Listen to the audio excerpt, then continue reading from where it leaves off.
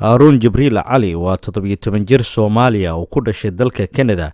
Waxa uu tartami doonaa golaha deegaanka bisha Oktoobar ee sanadkan aynu ku guda jirno ee ka dhici doonta magaalada Edmonton ee dalkaasi Canada.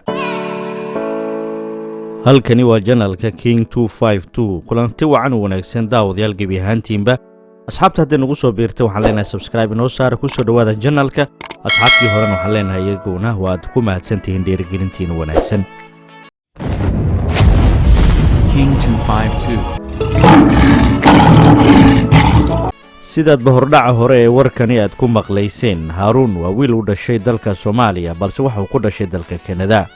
Harun oo bisha Abriil ee soo socota noqon doona 18 sano jir ayaa sheegay in dadka madowga ah ee ku dhaqan magaaladaasi in aysan jirin shakhsiyaad ka metela dhanka siyaasadda.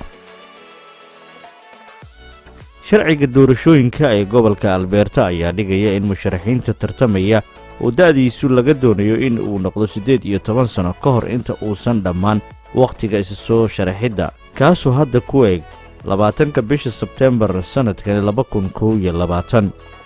muddadii 116 sano ahayd uu jira golaha deegaanka Edmonton, ma jirin hal qof oo madow ah oo loo doortay ama ka mid noqday golahaasi.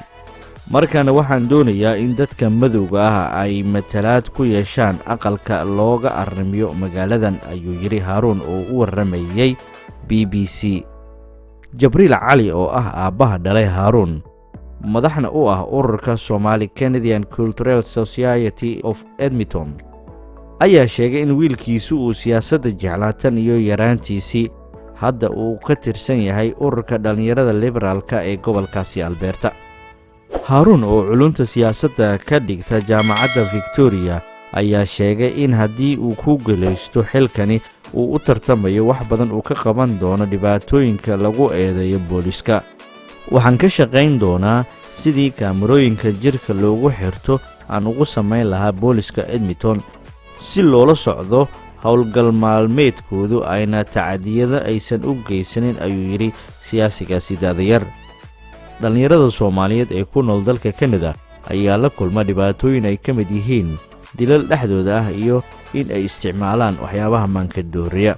Harun ayaa rumaysan in haddii uu ku guulaysto kursigani uu u tartamayo uu wax badan ka qaban doono dhalinyarada, gaar ahaan dhanka shaqooyinka.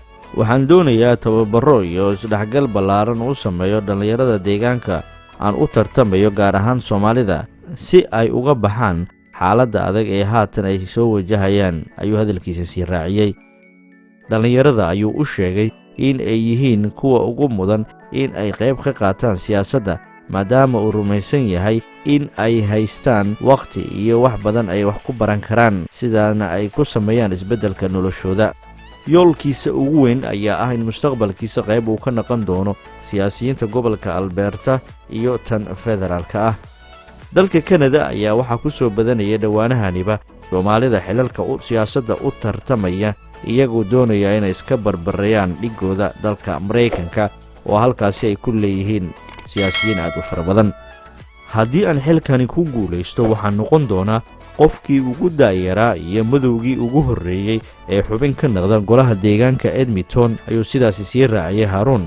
Edmonton ayaa lagu tilmaamaa in ay tahay magaalada labaad ee ay ugu badan yihiin Soomaalida marka laga soo tago magaalada Toronto, waxaana sanadihii ugu dambeeyey laga soo sheegaya warbaahinta ay soo baahinayeen dilal loo geysanayo dhalinyarada Soomaaliyeed, iyadoona la sheegay in ay dilalkaasi qaarkood Soomaalida gudaheeda ay isku geystaan halka qaarka kalena ay u geystaan dad kale oo ajaaniba. warbixintan inta ayaan ku soo koobaya. waxaan filayaa in ay ahayd warbixin xiiso weyn xambaarsan inan Soomaaliyeed oo aad u daayar, sidoo kale doonaya in uu ka mid noqdo golaha deegaanada ee gobolka Alberta ee magaalada Edmonton. waa wax lagu farxo in lagu daydana u baahan. dhalinyarada Soomaaliyeed meel walba ay joogaanna waxay haystaan fursado caynkaasi oo kale ah. waxaan dhihi lahaa ka faa'iidaysta fursadihiina. inta ayaan ku soo koobayaa. sidaa iyo nabadgelyo.